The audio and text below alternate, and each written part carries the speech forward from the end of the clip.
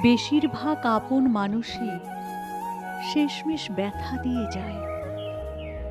যাদের হাসিতে খুঁজেছিলে প্রশান্তি, তাদের কথাতেই জমে ওঠে বিষের ঢেউ। তাদের ছোঁয়ায় ভেবেছিলে থাকবে নিরাপত্তার বৃত্ত, কিন্তু সেই হাতই একদিন সবচেয়ে জোরে ঠেলে দেয় শূন্যতার গভীর খাদের দিকে।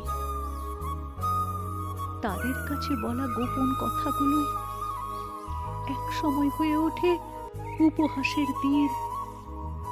তাদের নীরবতাই সবচেয়ে ভারী শান্তি হয়ে নির্ঘুম রাতকে রক্তাক্ত করে তোলে। অদ্ভুত এক সত্য এটাই, যাদের আপন ভেবে বুকের ভেতর জায়গা দাও, তারাই সবচেয়ে সহজে ভেঙে দেয় আস্থার কাচের জানালা।